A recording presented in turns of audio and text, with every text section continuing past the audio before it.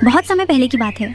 एक छोटे से गांव कमलपुर के किनारे बहती थी एक शांत नदी, सुनहरी गंगा। इसी नदी के किनारे एक टूटी फूटी झोपड़ी में रहता था रघु मछुआरा और उसकी बूढ़ी माँ गंगा देवी।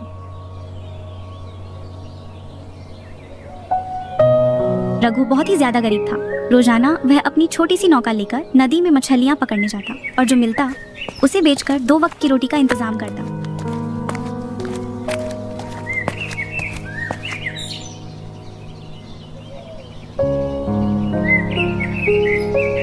गंगा देवी उम्र के अंतिम पड़ाव पर थी। शरीर बूढ़ा हो चुका था, आंखें धुंधली, घुटनों में दर्द। फिर भी वह अपने बेटे के लिए हर रोज भगवान से दुआ करती। हे प्रभु, मेरे बेटे रघु का भला करना, उसे सुखी रखना। रघु दिन रात मेहनत करता, लेकिन किस्मत जैसे उससे रूठी हुई थी। कभी जाल में मछलियां बहुत कम फंसती, कभी नाव में छेद हो जाता, कभी नदी में बाढ़ आ जाती। इन मुश्किलों के बावजूद रघु कभी हार नहीं मानता। वह माँ से कहता, माँ घबराओ मत, एक दिन भगवान हमारी भी सुनेंगे। बेटा, सब्र का फल मीठा होता है। भगवान देर करते हैं पर अंधेर नहीं करते।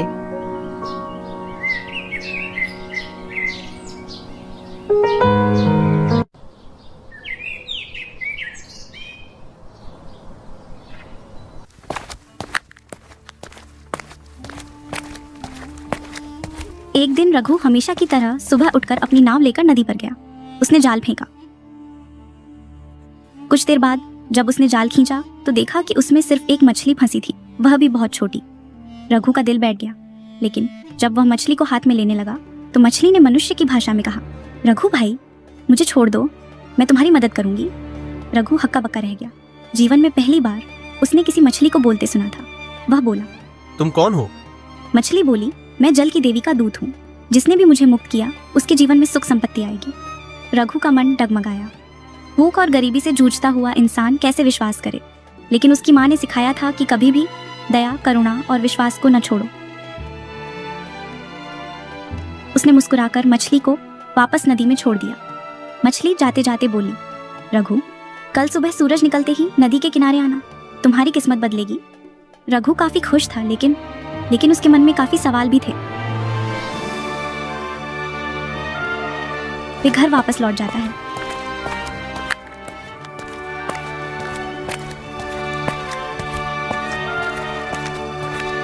जब वे घर पहुंचता है तब उसकी माँ उससे बोलती है, क्या हुआ बेटा, आज तुम खाली हाथ आए हो?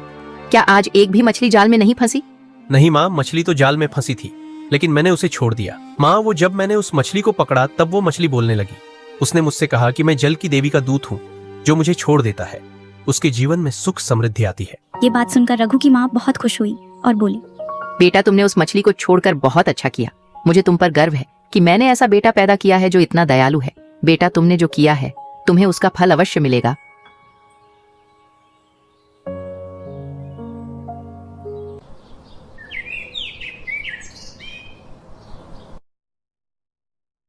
रघु रात भर बेचैन रहा। वे रात भर उस मछली के बारे में ही सोचता रहा।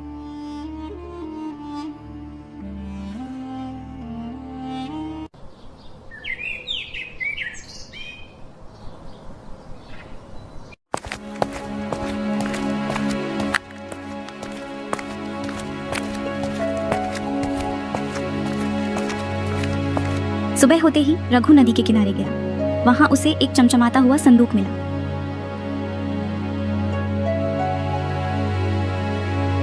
जब उसने संदूक खोला तो उसमें सोने चांदी के सिक्के, बहुमूल्य रत्न और एक सुंदर संदेश रखा था। यह तुम्हारी ईमानदारी और दया का इनाम है। रघु की आंखों से आंसू बह निकले। वह दौड़कर मां के पास आया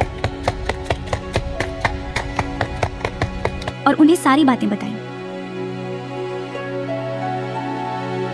ये बात सुनकर रघु की मां बहुत खुश हुई और बोली, बेटा, ये तो तेरी दयालुता और ईमानदारी का फल मिला है।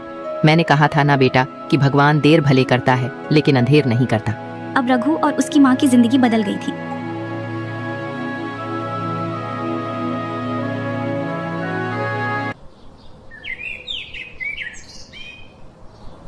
उन्होंने सबसे पहले गांव के मंदिर में कुछ सोने के सिक्के दान कर दिए। उसके बाद गरीबों में अन्न और वस्त्र बांटे और गांव के बच्चों के लिए एक पाठशाला बनवाई। समृद्धि के साथ अक्सर घमंड भी आ जाता है, लेकिन रघु ने अपनी मां की सीख नहीं भूली। वह हमेशा विनम्र और मददगार बना रहा। पर गांव के कुछ लोग जो पहले रघु का मजाक उड़ाते थे, अब उससे जलने लगे।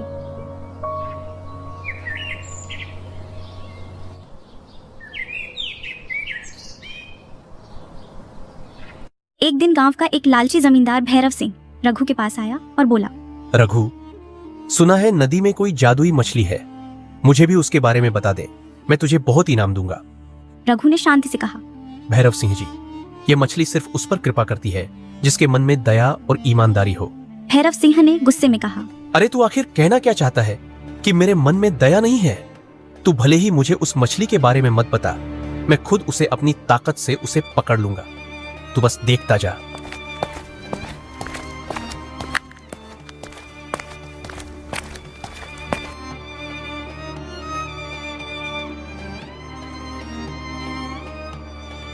भैरव सिंह अगले दिन कई नौकरों के साथ नदी पर गया। उसने बड़े बड़े जाल फेंके। जाल में बहुत सारी मछलियां फंसी, पर वह जादुई मछली कहीं नहीं मिली। अचानक नदी में बवंडर आया, नौका डूब गई। भैरव सिंह बुरी तरह घायल हो गया। गांव वालों ने बड़ी मुश्किल से उसे बचाया।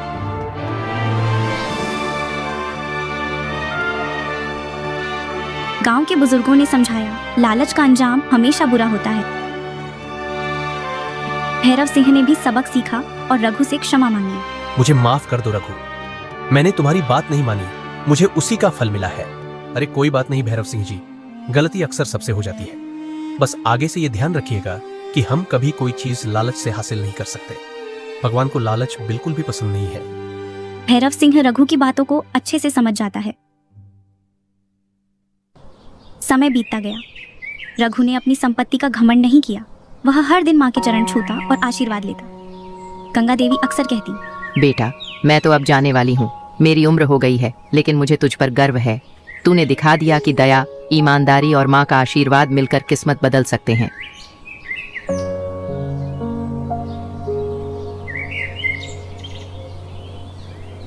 एक दिन गंगा देवी ने शांत भाव से अपने प्राण त्याग दिए।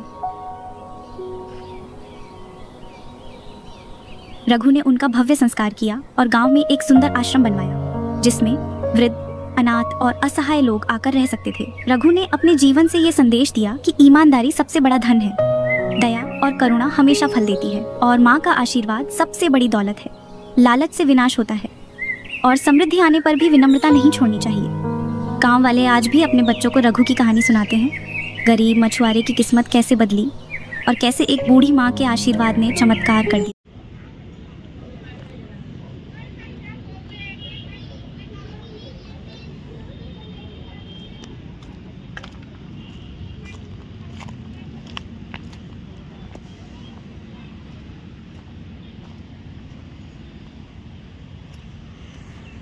ओहो, पूरा यार, पूरा यहाँ का जितना भी था यार सब काट लिया यार। मेरे को ये पत्ता यार, बाप को ये पत्ता कैसे तोड़िए, बाप रे बाप। दूसर जगह पत्ता अब होगो नहीं करे। 67 रुपये माइनस फोन पे, बैंक ऑफ बड़ौदा। सौंसे एकरा घेर घार के एकदम बराबर करे नड़े नर। आहा,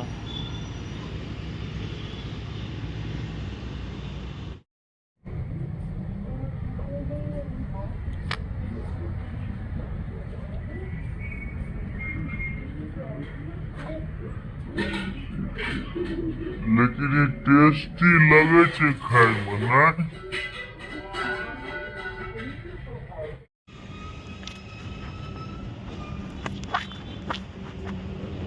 कैमरा एते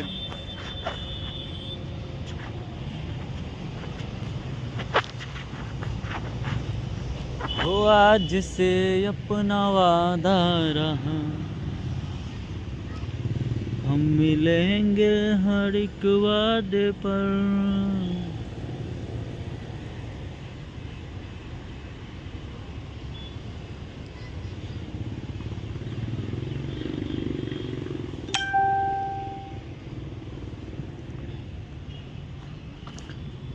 ये जवानी जवानी भी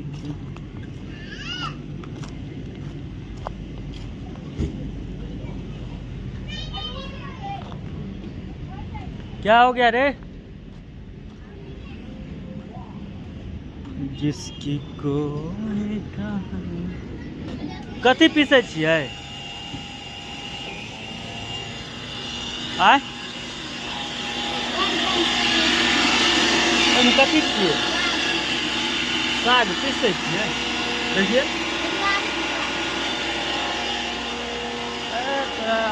दिमाग बाप के दीदी बंद क्या देव? आय हाँ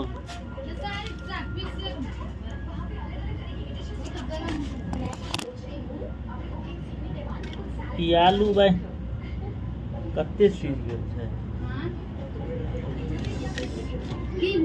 चप्पू लाइयो न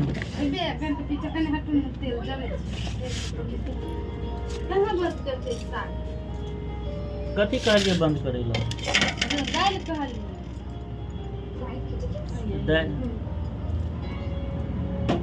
दाल बंद नहीं छै।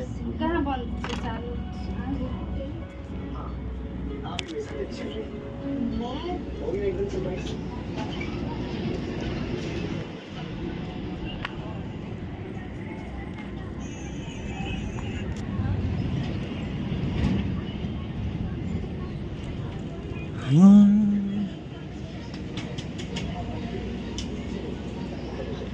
ओहिमे नीमक देने छियै? ओहिमे आय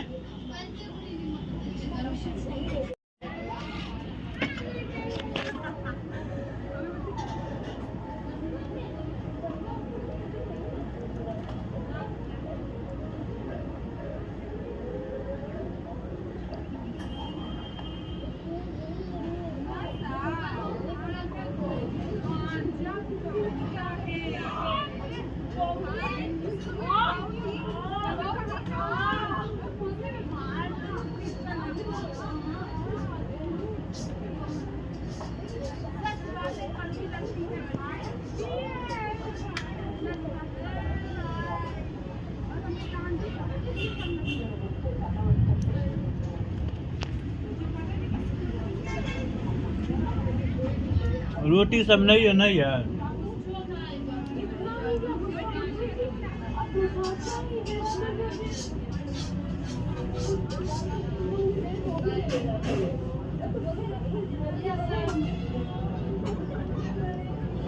साग लेकिन बहुत ही टेस्टी है।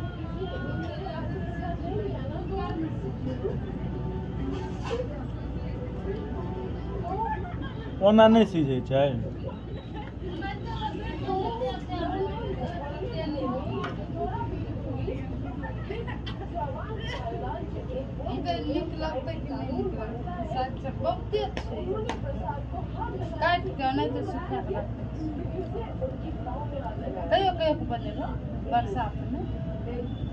बरसाते में खेबे कर रोटी से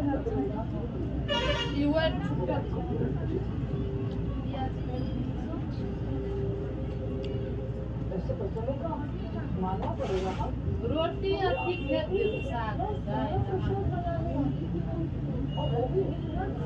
किच्छो भेज दो।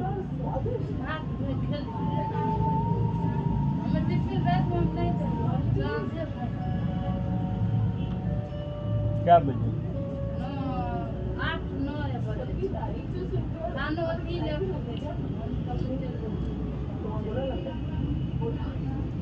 हम्म